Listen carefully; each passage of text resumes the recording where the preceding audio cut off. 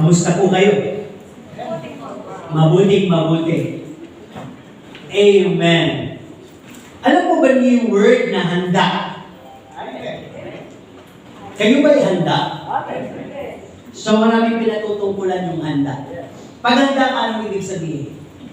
Meron kang kakayanan, meron kang lakas ng loob, ano pa? Meron kang willing spirit, at meron ka ng lahat ng bagay that it takes to be na magiging handa.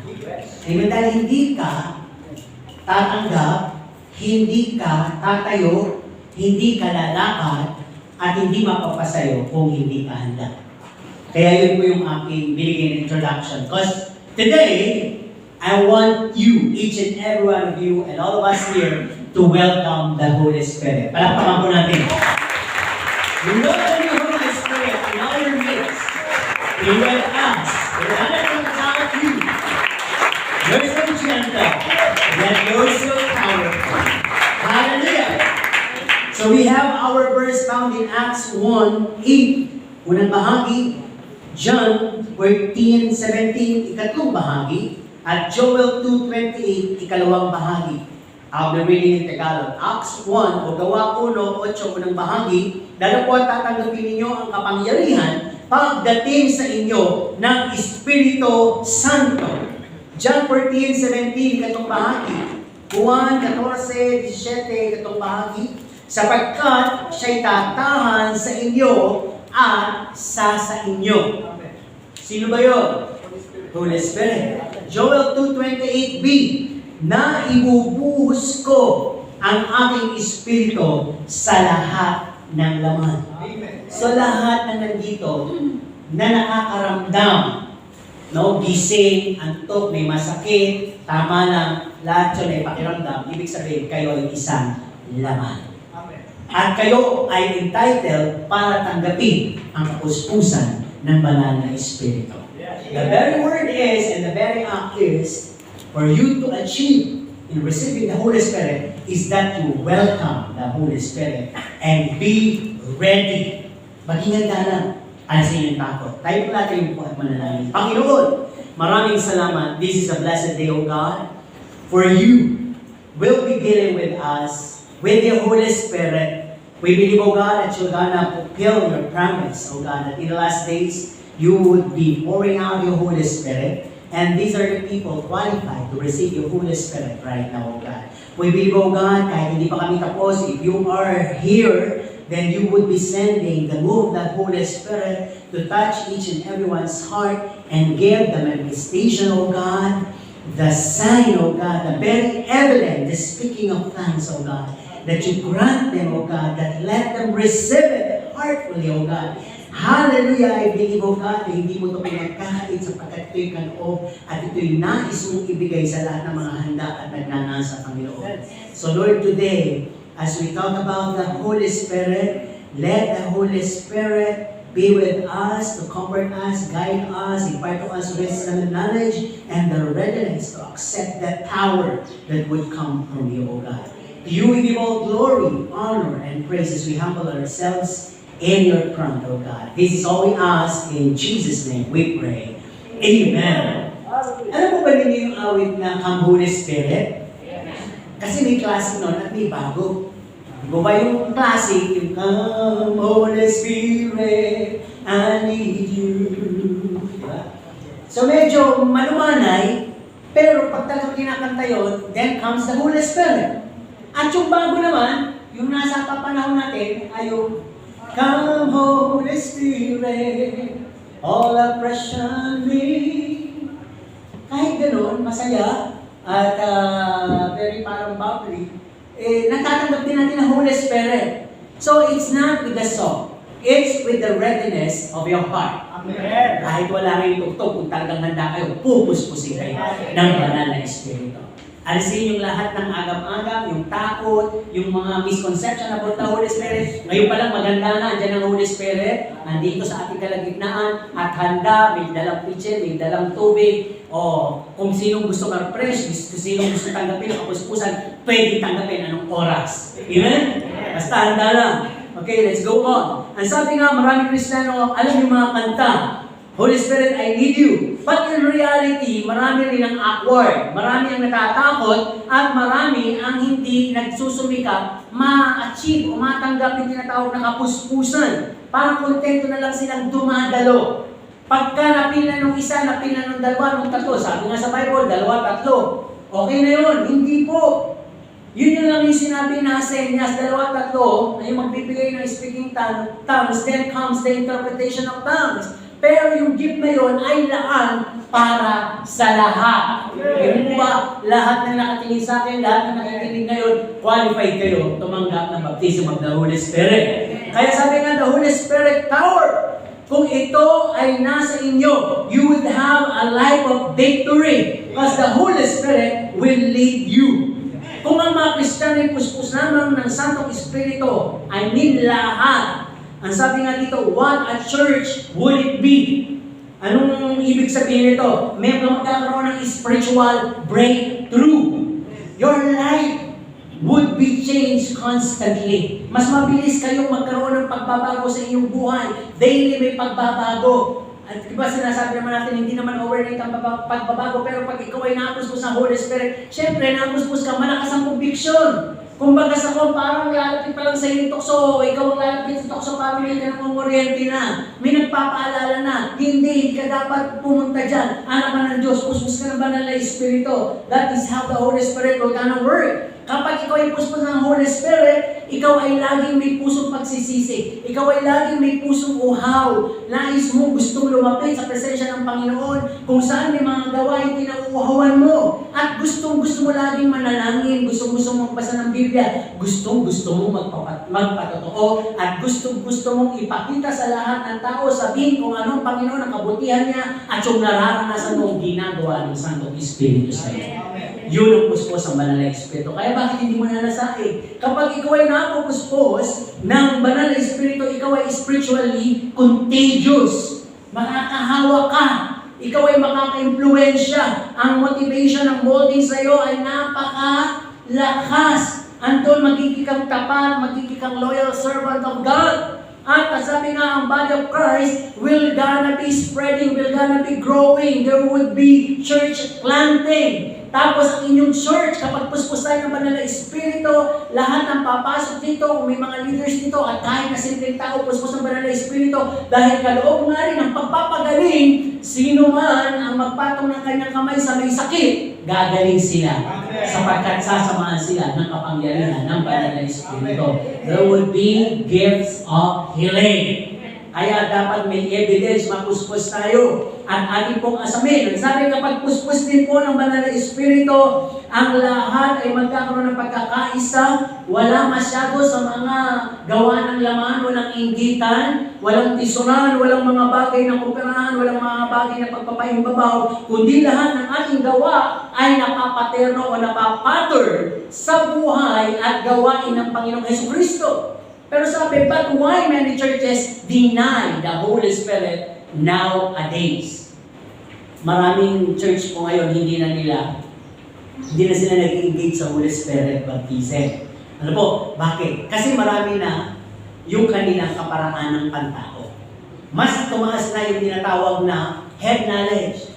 No, na iba na yung pag-i-interpret nila sa salita ng Panginoon. Hindi na nila masyadong napapakinggan, hindi na nila masyadong binibigyan ng pagkakataon, makakilos ang banal na Espiritu sa kalagitnaan ng marami. Dahil sa totoo lang, kahit na sa atin, naranasan natin yun, kapag baguhan ka at may napupuspos, may bigla na lamang sisigaw, may tutumba kaya dyan at may iiyak, talagang matatakot ka. Dahil ano mo yung komosyon na yun? Ano ba yung nangyayari yun? Hindi naman napapaliwanag. Dahil napapaliwanag yan kapag ka mga midweek services lang. Pero ang sabi nga, kapag ka ang isang pastor, ang isang iglesia ay nag-iingat at ayaw, o kinatatakutan nila ang tao yung malis o mabawasan, hindi na nila ini-engage yung Holy Spirit baptism. Kasi may alam ako church gano'n. Yung lahat ng gusto mapuspos, huwag dito habang nagsiservice tayo. Yung gusto mapuspos, pumunta sa isang room at doon kayo, doon yung mararanasan ang Holy Spirit. Tinatago nila, lalo natin ingatan kasi nila yung mga baguhan. So sabi hindi gano'n, bababa ang kapuspusan ng Panginoon sa kapulungan ng kanyang iglesia.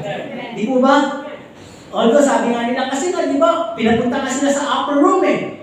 Pero na-witness po yun ng mga tao sa labas. Narinig. Di ba? Kaya kung titignan po natin, wala pa naman talagang mga sinagoga noon. Pero ngayon na may church na, may temple na, at kayo nga yung pinaka-spiritual temple, ang Holy Spirit, kung nagpupuri kayo, will inhabit you. Will inhabit our church. At anumang oras kapag handa kayo, mapupuspos kayo ng banal na Espiritu ng Panginoon. Kaya kung titilan po natin, lahat ng Kristiyano ay kinakailangan mapaalahanan. Ano po?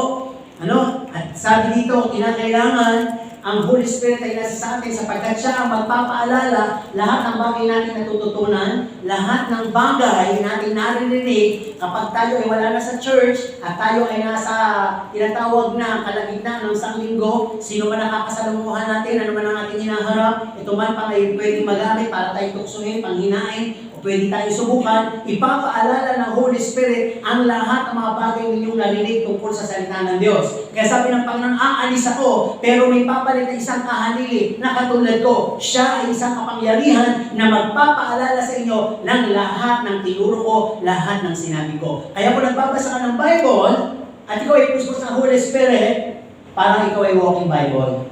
Ikaw ang nababasa ng tao. Ikaw ang nababasa ng mga nasasanlibutan. Yung buhay mo kasi nakatala sa Biblia. Kung ano si Jesus, yun ka at nararapat ka ng tawagin na Kristiyano. At kung may Holy Spirit ka, yung name na Christian na i-empower sa'yo at nagiging buhay na patotoo. Kaya sabi, yan ang Kristiyano. Nabasa kanila sa iyong gawa. Amen? Kaya napakahalaga. Ang sabi dito, if we do not acknowledge the Holy Spirit, we'll be in danger of becoming a dead church. Gusto mo ba hindi yung dead? Ibig sabihin ng dead, di wala eh. Wala tayong magagawa. Para lang tayo lagi pupunta dito, kakanta, makikinig na salita, dead na eh. Di ba yung dead, ano mang gawin mong revive? Wala na, hindi na mapubuhay dahil dead na nga eh. So, sinong nagbibigay buhay sa isang tao? Di ba tatlo yung ating part? Meron tayong body, soul, and spirit. Pag namatay na, yung katawan ay mahihimlay. Yung kaluluwa harap sa Panginoon na hatulan yung Espiritu, babalik sa Diyos. Kaya sa isang iglesia ganoon din, kapag patay na, wala na spirit moving. Paano pa kahit anong revival song pa ang gawin, kahit ano pang mga revival messages ang gawin, kung yung mismo mga tao nakapaloob ay ayaw ang Holy Spirit, which is the light, hindi sila ma-empower. Hindi sila matututo, hindi sila lalago. All that they will be doing is just a routine hanggang abutan sila ng Panginoon. Kaya if we do not acknowledge the Holy Spirit, we might be in danger. Ano pa? If we do not acknowledge the Holy Spirit, we'll just workaholic. Diba? Lahat naman tayo gumagawa ng ministeryo sa loob ng church. Pero akala natin nagbiministeryo pa rin tayo sa harap ng Panginoon. Pero yung ating mga ministeryo ay nagiging na lamang paulit-ulit, pagpapaimbabaw, tayo na lang ang naluluwalhati, hindi na ang Diyos ang naluluwalhati. Bakit gano'n? Hindi na kasi tayo ginagabayan ng Santong Espiritu. We just work with our ministries, with our wisdom, with our knowledge, with our own way. Yung lahat na lang nakapanaanan natin. Ayaw na natin bigyan ng pagkakataong ilig tayo ng Holy Spirit. Kasi ayaw na natin i-acknowledge. So ano nangyari? Sabi sa Bible, matagal na nagbabasa, matagal namang nakikinig, mukha namang banal, pero walang kapangyarihan. Wala yung Holy Spirit. Ibig sabihin, hindi nababago. Gaano man ang iyong tinatawag na effectiveness sa ministry mo, matagal ka nang may ministry hinahawakan sa loob ng church, ang babasihan ng mga nasa paligid mo is yung buhay mo nabago. Sapagkat pag ikaw may Holy Spirit, kasamang binabago ang buhay mo. Hindi lang ini-empower ang ministry. Kasi pag iniisip mo lang, ini-empower ang ministry, ay magiging mo lang dyan, yabang. Pero sa sarili mo, bulong ka pala, hindi ka pala nababago sa loob. So kinakailangan, nababago ka. Kinakailangan, natututo ka magpakumbaba, natututo kang umunawa, at hindi ikaw ang nangunguna sa lahat ng mga bagay na tinatawag na di pagkakaunawaan. Kinakailangan ikaw ay lumalakad ay sa palatuntunan sa salita ng Panginoon. Amen? Sabi nga, di ba, pag nagpapakumbaba ka, gawa ng Holy Spirit yun, fruits of the Holy Spirit, humbleness, humility, itataas ka ng Panginoon. Pero sometimes, huwag naman na palagi yung isip natin, magpapakumbaba ako na itaas ako ng Panginoon. Mali din po yun. No, hindi yung sinasadya. Kinakailangan, na-practice yun. No? At ang banal na Espiritu magmumol sa iyo. Ano sabi dito? If we do not acknowledge the Holy Spirit, no? We will just be ruled and led by and knowledge. Nasabi ko na pala kanina. And we tend to become a non-pleasing church. Tolerant, compromised church. Pag wala na po Holy Spirit ang church, anything goes. Sige, tumayo kayo hanggang gusto nyo. Lumabas kayo hanggang gusto nyo. Matulog kayo hanggang mamayang gabi. Magdaldala kayo, mag-cellphone kayo. Sabi siguro ng pastor, basta ako mag-sermon. Kanya-kanya tayong punta sa langit. Bahala kayo, basta sinermon ko na. Tapos na. Kung makikinig kayo, makinig kayo. Kung ayaw makinig, bahala kayo. May sarili namang will tayo. Ayan, ganyan ang mangyayari. If we do not acknowledge the Holy Spirit. Kaya nga may Holy Spirit to unite us.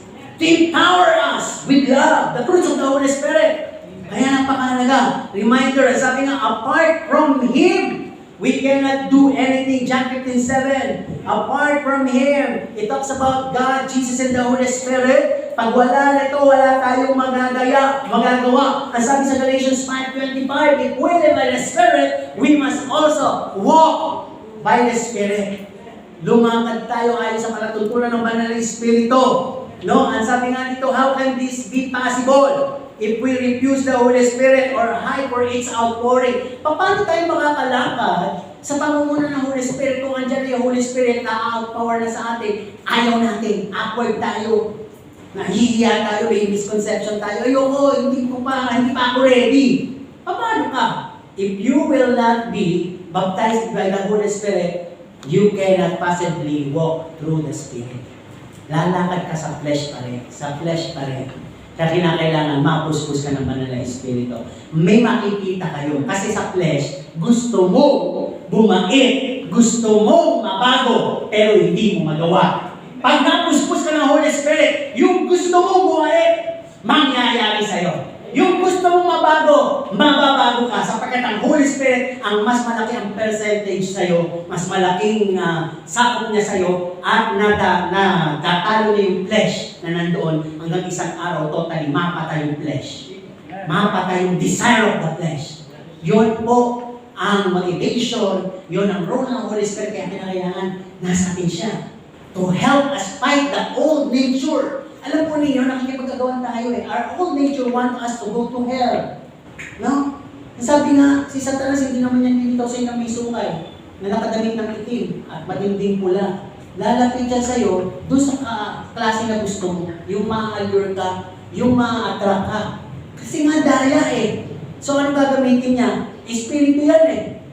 Hindi yan gagamit ng mukhang magnanakaw. Hindi yan gagamit ng mukhang rapist. Gagamit yan ng kainaman ng mundo. Yun ang object. Mundo gagamitin niya para ma-allure ka, makapasok siya sa sistema mo, sa isip mo. But if you have the Holy Spirit empower you, malakas lagi kang puspos, you can discern. Ito na yung sinasabi ng salita ng Panginoon. Hindi ito bagay tungkol sa Diyos. Saan mo ito? Then you would run away from the world. Hindi mo siya tatanggalin. Ano sabi? Do not be conformed. Do not be conformed. Huwag umayon, huwag payagan, huwag hayaan makapasok ang sistema ng mundo sa isip mo. Kundi araw-araw baguhin mo. Sapagkat ang mundo araw-araw ay nagkakaroon ng advancement ng technology. Ang hindi mo alam habang nagkakaroon yan, lumalapit naman ang lumalapit ang pagdating ng Panginoon. Saan ka mas malapit? Sa presensya ng Panginoon o sa mundo? Ikaw ang makakapagsabi niyan. So, hindi natin pagtatalunan. Pag puspos ka ng Holy Spirit, the Holy Spirit will lead you. Not your pastor. Kahit anong tindi pa ng sermon ng mga pastor, o kahit gano'n pa yung katalim, if you will not be baptized by the Holy Spirit, wala rin po yun. Ang mangyayari lang, maproproduce mo galit, tampo, tisod. Lagi na lang akong nakatake ni pastor. Lagi na lang niya ako pinatataman. Hindi po. Ano business ko? Hindi business, topos po yun ng mga pastor. Pinasasabi ng Panginoon. Amen? Kaya kung may Holy Spirit ka, the Holy Spirit will say to you, agree! You agree! That's my word. Dahil gusto kita i-purify, gusto kita i-sanctify. The pastor will not save you. The church will not save you. Only your choice, driven, led by the Holy Spirit, to choose the things of God. At mangyayari lang yung pagpuspos ka ng banal na Espiritu. Kaya napakalagay yung kapuspusan. Ang sabi dito, we must set aside the wrong mindset. Bakit? Ang sabi dito, about the Holy Spirit, we have collective fears. Bakit ba tayo ayaw natin ng Holy Spirit? Meron tayong collective fears about the manifestation, process, ways, and means. That comes from, halimbawa, may agresibong pastor, pinalapit kayong lahat dito, at pilit kang pinag-i-speaking tongues. Eh, hindi ka pa nga masyadong nag-brief doon, hindi ka pa nga masyadong nagkakaroon ng knowledge doon, kabago-bago mo, tapos bigla ka pang itinulak, natumba ka, na medyo nasaktan ka, at pakiramdam mo na napahiya ka na pagkawalan ka. Tuloy sa susunod, ayaw mo na. Na mga nangyayari po yun. Pangalawa, yung mga members na talagang nakaranas na ng mga tinatawag na kapuspusan ito. Talaga namang hindi kasi nila mapigil. Namapuspos sila, mag-speaking tongues sila, sumisigaw sila, malalakas ang boses nila, may mga interpretations, may tumatalon, may sumasayaw, may umiikot, may nakahiga dyan, at paikot-ikot na gano'n. At ang sabi, may mga nanginginig, may umulong-ulong, may natawa, at yung pinaka-genuine evidence is the speaking in tongues.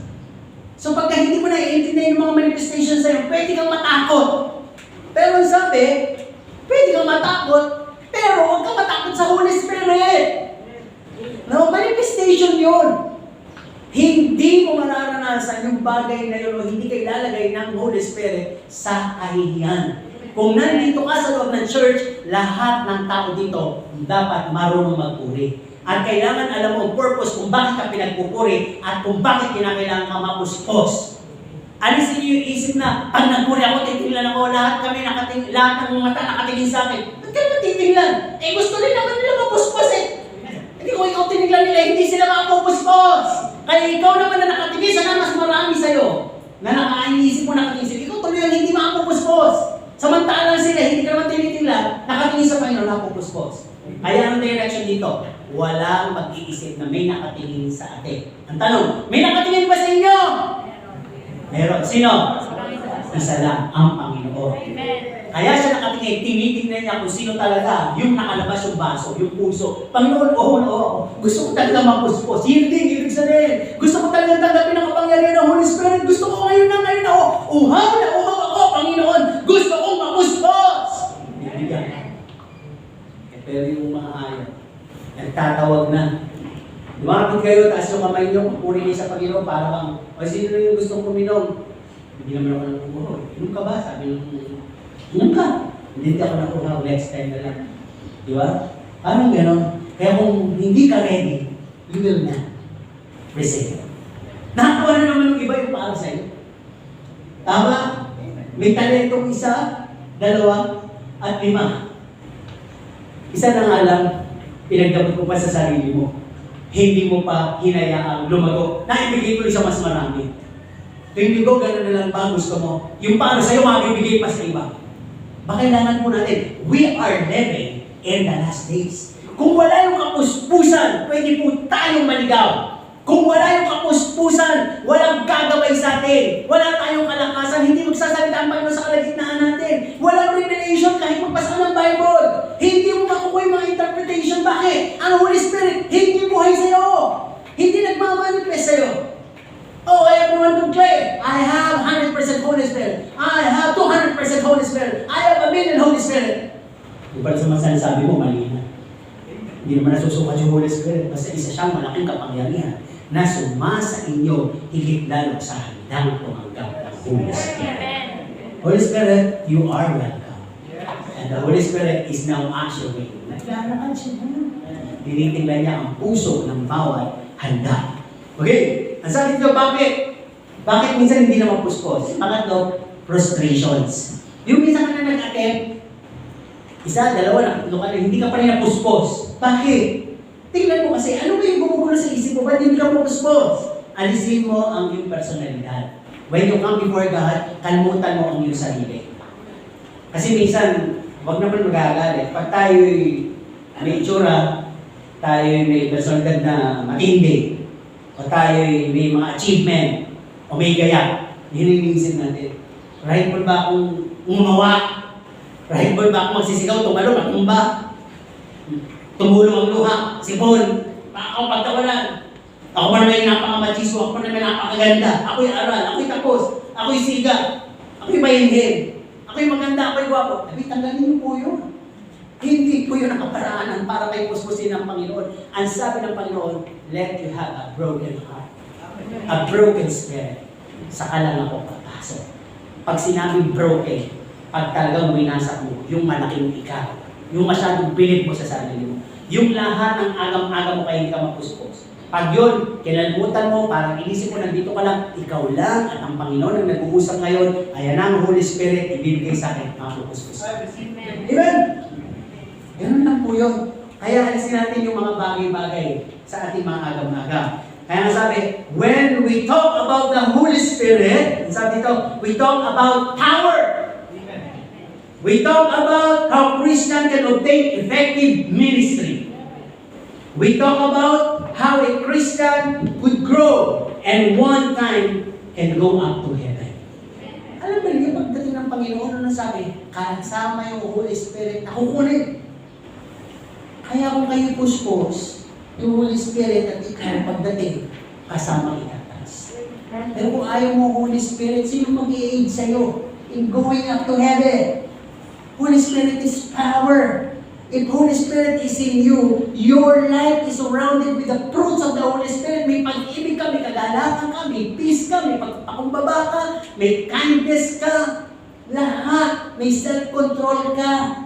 May long-suffering ka. May pagtitiis. Lahat nandun na. Andyan din yung gifts. Napipigay sa'yo, may gift of faith ka. May gift of healing ka. Nakapagsasalita ka ng ibang wika, may wisdom, may knowledge ka, mayroon kang kapangyarihan, marunong magpayo. So, di ba? Kaya napakahalaga, asamin mo ang kapuspusan ng Holy Spirit. Kasi marami kang mamimiss o namimiss kung matagal ka ng born again. Hindi po yan ibinibigay o nagbibigay ng period of time kapag 5 taon ka na. Kapag 10 taon ka na. Kapag 15 taon ka na, sigurado mapupuspos ka na. Tanungin nyo, marami na po, 20 years, hindi pa rin napupuspos. Bakit? Sila kasi, yung katulad na pinag-uusapan natin, maraming agam-agam, maraming iniisip. Hindi po ninyo. Lagi lang maliit. Isang patak lang na laway, mapapalis ang isang masarap na ulam o kakanin. Isang maliit na pag-iisip lamang sa iyong isip at puso. Wow. Can disturb the Holy Spirit entrance in the baptism. Kaya maaari, huwag kang tumingin. Kami nagsisisigaw lang, biyaan mo siya sumigaw. Kaya mo na ikaw rin. Ikaw din. Magnasa ka. Huwag mo pakiramdamin yung nasa likod mo. Huwag mo pakiramdaman yung nasa tabi mo. Huwag kang pasilip-silip dyan. Ituon mo. Kaya tayo binigyan ng mata, pumikit ka. Diba? May makita ka pa pagka sumilip ka. Wala. Matatakot ka o madadaya ka. Diba? Kaya bigit mong mata mo, hayaan mo mag-usap ang Panginoon sa iyo at ang kapangyarihan, antayin mo at ipakita mong yielding ka. Panginoon, gusto ko na talagang tanggapin sa oras ito ang kapuspusan ng banal na Espiritu. Who wants blessing? Amen. Who wants blessing? Amen. Come on, name your blessing. What is your blessing? Mag-amen kayo ha. Lakasan nyo. Who wants a money blessing? Amen. A health blessing. Amen. A peaceful life blessing. Amen. Who wants the Holy Spirit? Baptism. Amen. It's a blessing. Amen. Kasi minsan, iniisip lang natin yung mga tatlong binanggit ko una. Makasimba nga na ma-bless ang buhay ko. Makasimba nga na maging successful ang buhay ko. Makasimba nga para magkaroon ako ng magandang relasyon sa aking pamilya, na maging magandang aming samahan. Remember, kapag pumupunta ka sa loob ng church, the very purpose is to worship God. Amen. Meet God's presence. Dapat ang tumbok mo, masalo mo, yung Holy Spirit baptism, empowerment. Yun lang po. At pag meron ka nun, lahat ng inaasahan mo na blessing, mangyayari. Pera, hindi mahirap lumaki. Pupush lang pala yung papunta sa iyo lahat. Ang sabi, hahabuli ka. Hindi ikaw ang hahabol sa pera, hahabuli ka pa. Bakit? Sapagkat ikaw ang master, hindi yung pera ang master mo. Ang Panginoon ang magbibigay mo sa iyo sapagkat inuna mo siya and you are highly favored by God. Kagalingan, makakasakit ka, gagaling ka. Amen? Merong mga tinatawag na masigalo sa pamilya, mga pagdaramdam, may mga galit. Ikaw ang gagamitin ng Panginoon para maayos lahat. Bakit? Sapagkat may Holy Spirit power vested in you. Amen? Kahit sino ba ang tatanggi sa Holy Spirit? Di ba kailangan asamin natin ang Holy Spirit? Sino gusto ng Holy Spirit? Yes! Kaya sabi nga dito, ang Holy Spirit ay isang napakalaking blessing sa buhay ng isang Kristiyano. Now, let's talk about welcoming the Holy Spirit in your life. It means now. Acknowledge, receive. Ang sabi, kilalanin mo, he's a gentle person. Anong role niya sa buhay mo? He will gonna guide you, he will gonna convict you, he will make you a better person in Christ. He'll gonna give you the fruits, he'll gonna give you the gifts, the moldings. And sabi dito, yung lahat ng mararanasan mo yun, pag binigay sa'yo, ito lang sinasabi ng Panginoon Jesucristo, makagagawa ka ng bagay na higit pa sa nagawa ko. Makagagawa ka ng bagay na higit pa sa ginawa ko. Kaya sabi dito, kung napuspos ka na, ano ba yun? One time lang? Nakapuspusan? Bakit biglang wala na kinakailangan lumaki? Kasi nagre-refill tayo. When we are filled by the Holy Spirit and we are full, nagme-minister tayo within a week. So minsan, nakaka-encounter tayo ng mga mahihinang espiritu. Minsan, may problema sila, nagtatamsakit, kahit tayo, apektado na. So every Sunday, we need to be refilled. Kinakailangan talaga mag-fill tayo ng Holy Spirit. Bakit? Para ma-empower tayo daily sa buhay natin. And that is the Holy Spirit. Kaya kinakailangan talaga magpuspos ka para nakakalapit ng Holy Spirit sa iyo. Di ba? Kaya pag may Holy Spirit ka, iligid ka niyan to the things of God at ilalayo ka sa mga things of the world. Kaya huwag mo lang ginagawa ko yung kung ilalayo na ako sa mundo. Ay, extreme ko lang. Actually, hindi naman lalayo sa mundo eh. Saan ka nilalayo? Bigyan mo na ako ng matinding rason. Walang makakuha.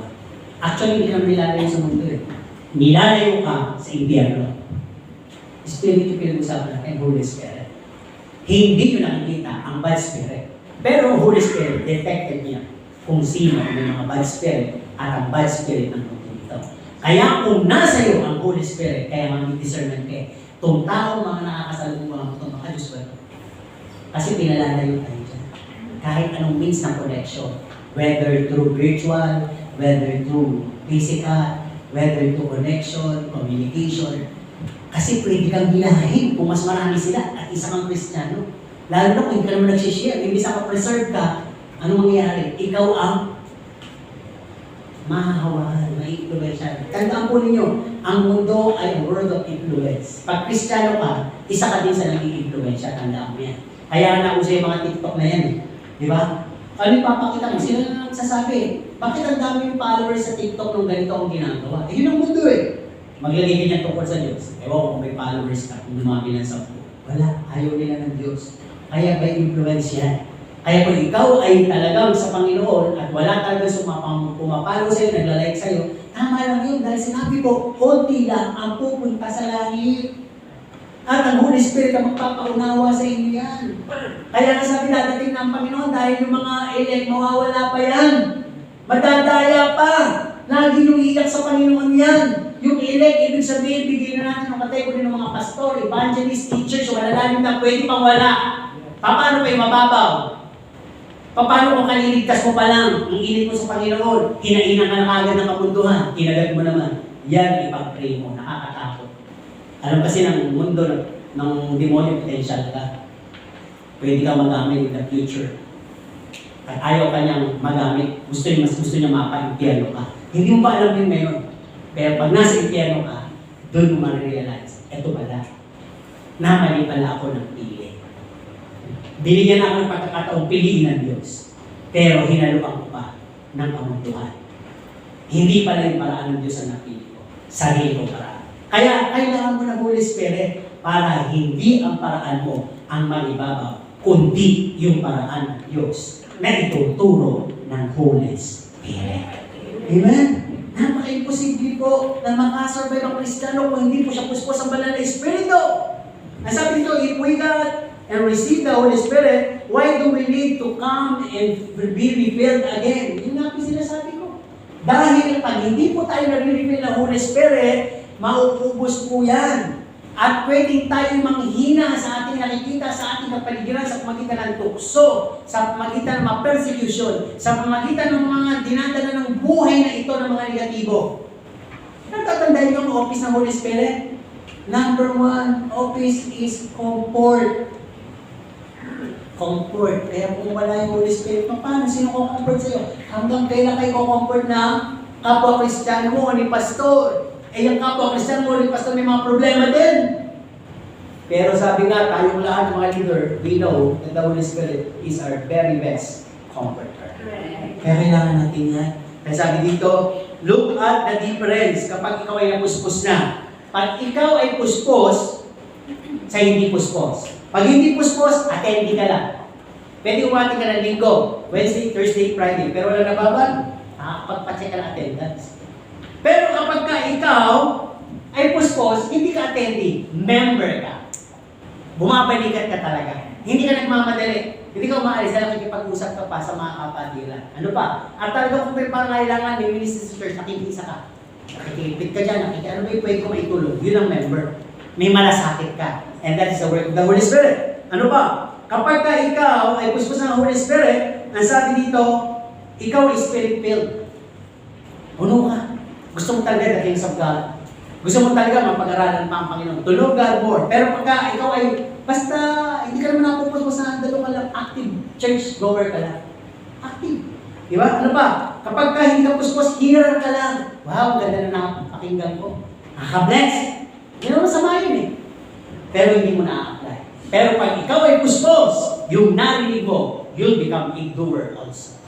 Hindi ka lang nakikinig. Na-a-apply mo yung lahat ng napapakinggan. Amen po ba? Anong sabi? Yung kain ng kain na hindi naman natutunawan, anong pwedeng mangyari? Yung pacho. Ganun din sa spiritual. Yung pakinig ka ng pakinig, ang dami mo nang natututunan. Isa naman wala kang apply. Wala ka na ipahayo. Wala ka na exercise. So kaya ang galing mo sa payo, hindi mo naman napapamuhay. Ano sasabihin ng pinapayuhan mo? Kagaling. Kagaling magpayo. Pero pag sa kanya naman buhay, hindi maipamuhay. Ay di wala, ekis din tayo doon. Kaya napakalaga, the Holy Spirit must be received para ma-impress ang buhay na may patotoo. Ano po? Kaya napakalaga. Ang sabi dito, you'll not be the same person from this day you receive Jesus Christ and tomorrow there will be a big difference. Kaya sabi, from day to day, from glory to glory, nababago ka. Eh, iba 10 years na. May matatag na ministry sa loob ng church. May nahawak ang ministry sa loob ng church. Ganado naman. Pero hindi nagbago ang ugali. Yung pa rin ang ugali. Di po ba? Ayaw ng Panginoon nila. Hindi po tama. Kaya sabi, Holy Spirit is a gentle person that all that will God accompany you in the way up to heaven. Habang nandito ka sa ibabaw ng lupa o nasa loob ka ng church, nakikisalbuha ka sa tao, sa kapwa Kristiyano mo, the Holy Spirit, don't forget, will empower you. Laging yung pagsasalita mo, parang may season, may lasa. Yung buhay mo, may kulay. No? Yung pinupuntahan mo, may purpose. May direction. Yung future mo, ando na ang Diyos. At ikaw inahanda patungo sa buhay na walang hanggan. Ang sabi dito, if you welcome the Holy Spirit and be acquainted with the Holy Spirit ways, pag umaga pa lang, sasabihin nyo na, good morning, Holy Spirit. May welcome greetings ka agad. Hindi siya nagpapasamba, pero He will lead you to be more deeper in His spiritual. Guide me, Holy Spirit. Binibigay yan eh. Kalahit ng panalangin mo, lead me, Holy Spirit, sa decision making ko. Ini-interest ko sa iyo lahat ng gagawin ko sa whole day na to. Let me be embraced by you, Holy Spirit. Let me be given comfort by you, Holy Spirit. Reveal God's Word to me, Holy Spirit. No? Ano pa sabi dito? Only the Holy Spirit can give me wisdom and knowledge about Jesus, about God, the deeper ways of God. Be with us, Holy Spirit. Use me, Holy Spirit, in giving counsel and living my life. Let me shine. Remember, the Holy Spirit symbolizes the fire. Kaya ko sinasabi, let your light so shine before men. It is the Holy Spirit that is in you, lightening, glowing, empowering. Kaya minsan si nakomendahan. Hindi pa kayo nagsasalita. Ang sabi lang, may kakaiba kang glow. Sino yung nakomendahan ganun? Diba? Dalawa lang, iba, nagtataka pa rin sila. Nagtataka ako sa'yo, ikaw ba Muslim? O ikaw ba Kristiyano? Bakit mo naman nasabi? Kasi mabait ka kaya parang Kristiyano, pero ang dami mong ginugustong babae kaya parang Muslim, kaya nalilito ko. Okay, yung ways mo, ano? Di ba? Huwag naman magagalit, ha? Palabas kasi sa TV yung medyo nakapula. Okay, palabas lang sa TV yun. So, ganun yun. Nakikita sa kilos mo. If you're guided by the Holy Spirit, yung definition sa'yo, very sorry, Christian. Hindi kasi palawan. May gentleness, may love. Lagi masaya, parang wala namang pera, pero wala problema, masaya. Iniinis na natin, hindi pa nagagalit. Yan ang Kristiyano. Di ba? Yun ang ibig ko sabihin. If you have the Holy Spirit, your life would be empowered. Hindi sila nagtataka. Kaya magtitignan po natin, pag-acquaint ka sa Holy Spirit, ang sabi nga dito, kanino ka man lumapit, lalo-lalo na kung lalapitin mo yung mga wicked, nagtatakbuhan. Ayaw nila kasi espiritu mo nakakairita. Yung espiritu nakakubabaw sa kanila, sa sanlibutan, naiirita sa espiritu nakakubabaw sa iyo.